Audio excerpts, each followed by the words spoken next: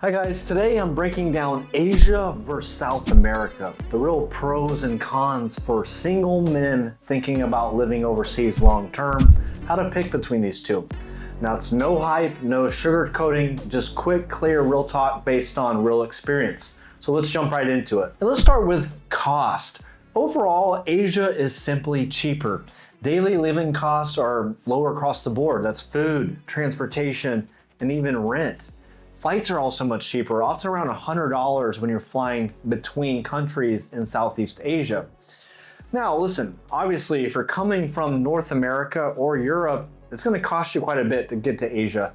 But I've seen round trips at about $800 going from the US to like the Philippines. But the amazing thing is that once you finally do get to Asia, everything gets very cheap.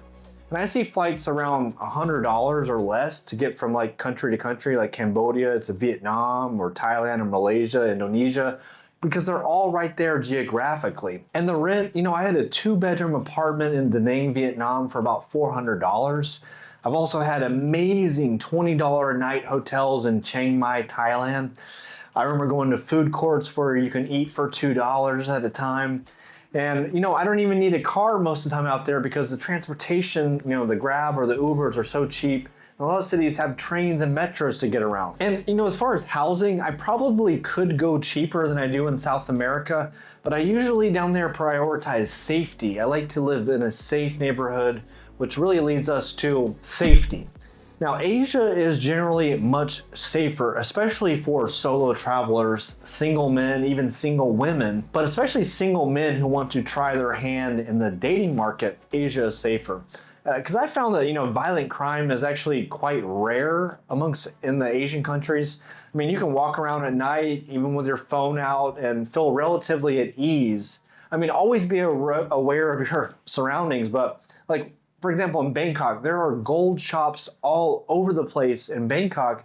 Therefore, a lot of people wear gold chains and stuff, and nobody really gets robbed. I mean, it can happen if you're in the wrong alleyway at 3 a.m., but in general, it's much safer. I wouldn't want to be walking around with a gold chain on in Medellin, Colombia. You're literally putting a big target on your back. And South America, while absolutely amazing and full of culture, does have real dangers that you just have to respect. Things like robberies and scams, pickpocketing. I mean, you get those in Asia too, but the violent crime is much more common in South America, especially in the bigger cities like Rio de Janeiro, Bogota, Medellin, Santo Domingo.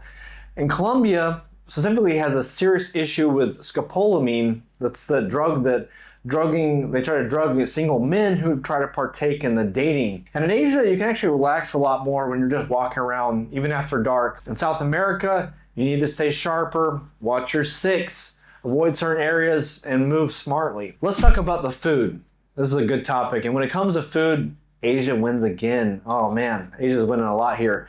But it's healthier, cheaper, and has way more variety, I found, especially when it comes to the street food options. I think Vietnam and Thailand probably have the best food of anywhere I've been in the world, and it's cheap. You get these plates of, rice and meat and fruit and, healthy vegetables. I just love it. And I actually end up losing weight, feeling healthier, feeling like $1 million when I'm in Asia. Now, Latin America does have pretty good food too, don't get me wrong, but it tends to be a little bit heavier, a little bit greasier.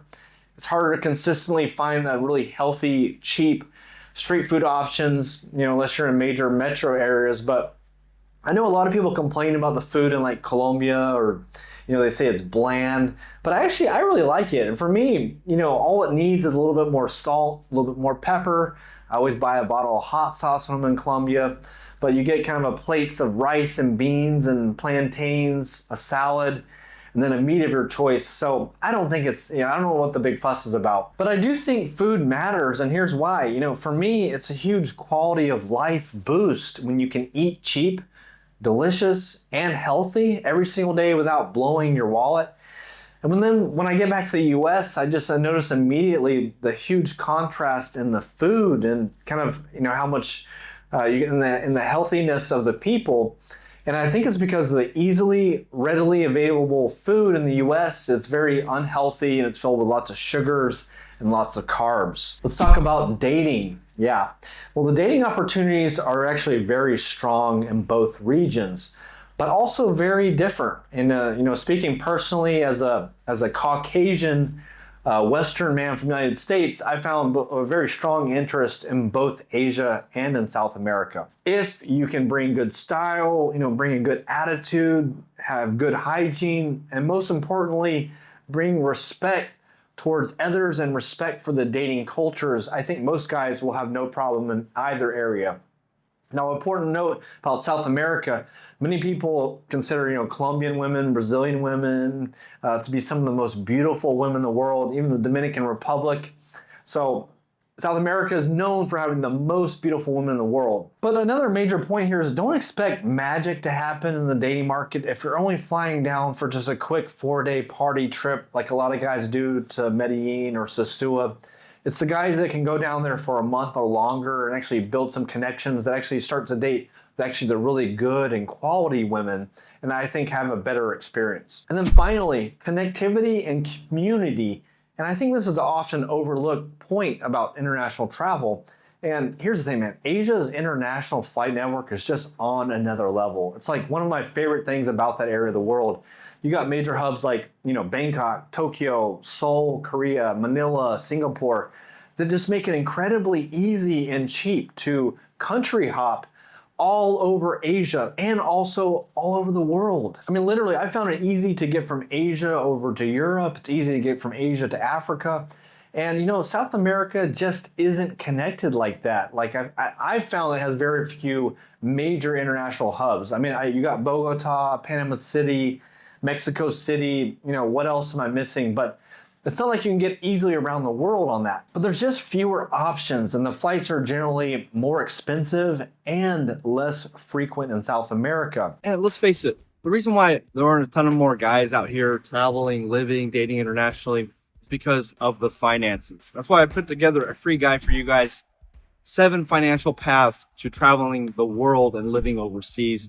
You can download it for free. Link in the description. And I have a great example about this and correct me if I'm wrong here or if it's changed, but there isn't a flight between Medellin, Colombia and Rio de Janeiro, Brazil. Like what? How can there not be a flight between those major, very popular cities?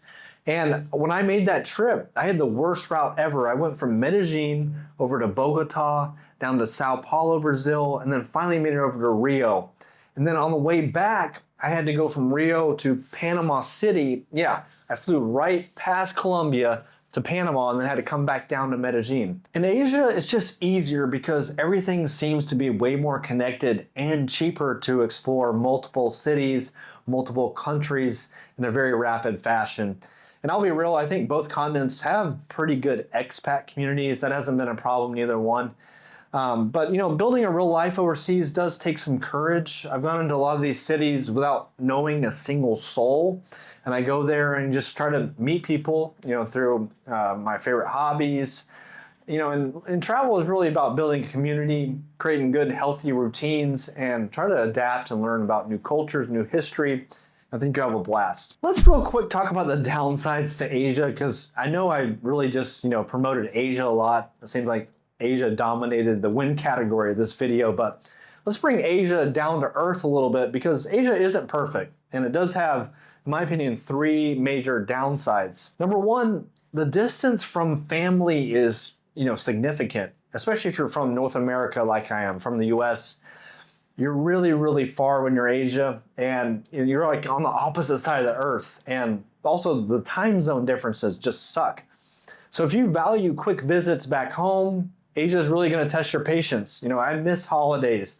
I miss birthdays. I'm an uncle. I miss funerals being out here. And, the last few years I've spent Christmas in the Philippines or Thanksgiving in Thailand.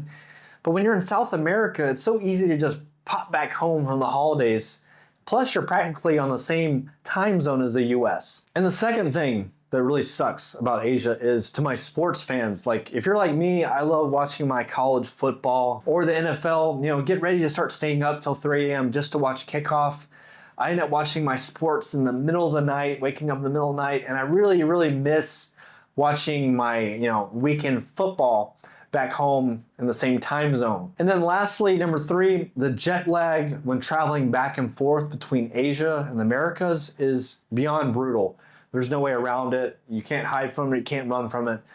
But even with those downsides, for most long-term travelers, especially the single men, I think Asia wins in most of these categories as far as living, safety, connectivity, dating's about equal, and then the lifestyle quality, Asia wins in most of these categories. Thank you guys so much for watching this video. Please hit that like button and subscribe to the channel, and I'll see you in the next video.